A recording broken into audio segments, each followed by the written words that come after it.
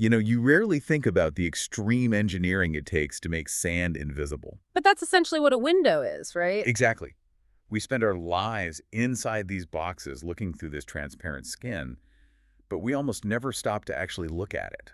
It's the invisible framework of our world. And we have this really fascinating, comprehensive report today that traces the whole history. It seems to dig into this core human paradox.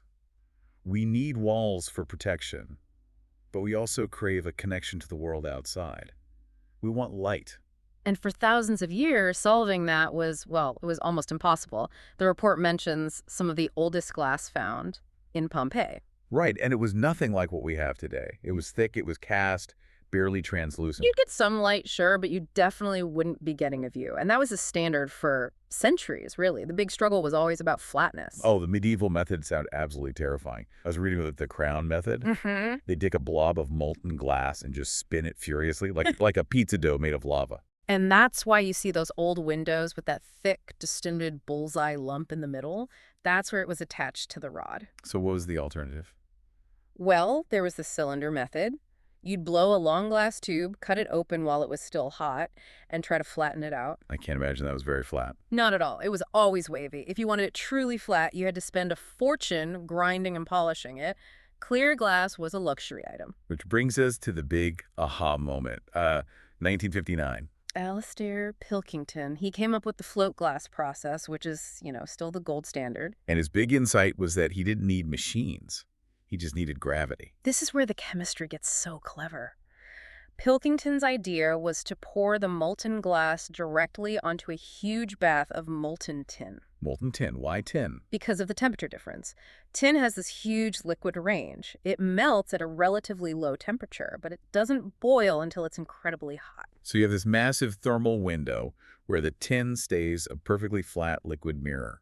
Exactly. And the glass floating on top can cool down and harden into a perfect ribbon without the tin boiling or sticking to it. Gravity does all the work. Wow. So it solves the cost problem and the optical distortion problem in one go. Precisely. And that one invention made the modern skyline possible. Once glass was cheap and perfectly flat, architecture just exploded. We went from the Crystal Palace, which was sort of the proof of concept, to the modernist glass box. Think of buildings like the Seagram building in New York. The walls stopped being structural. They just became these beautiful curtains of glass. And that had huge effects on how we live, right? Yeah. The report talks about health benefits, vitamin D, better sleep cycles. Oh, absolutely. And just the psychological boost of feeling connected to the outdoors. Yeah. But it created a whole new problem. The greenhouse effect. A glass box is a terrible insulator. It lets all the heat in and all the heat out. Which is where the tech had to evolve again, with low-E glass. Low emissivity glass, yeah. It's coated with these microscopic, transparent layers of metal that let visible light through, but reflect invisible heat radiation. It's the only reason we don't just roast inside modern buildings. It's just a constant evolution of manipulating light. And if you zoom out, this whole quest for perfect glass didn't just change our buildings. It changed our perception of reality itself. You can't have a telescope without amazing glass. The same technology that took the waves out of windows allowed us to grind perfect lenses. Which let Galileo see that we weren't the center of the universe. And on the other end of the scale, Leeuwenhoek's microscopes revealed this whole invisible world of bacteria. And here we are now communicating through it. Fiber optics are just these incredibly pure strands of glass carrying light. So it's a tool for enlightenment in both the literal and metaphorical sense. But the report suggests we're now entering a new phase. For centuries, we've tried to make windows something to look through, something invisible.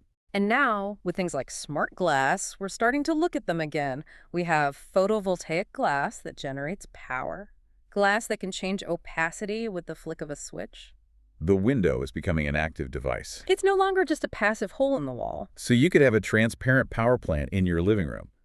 It's a wild trajectory for something that started as just sand and heat. It really is. Well, next time you look out a window, take a second to really appreciate the engineering you're looking at. Thanks for joining us on this deep dive.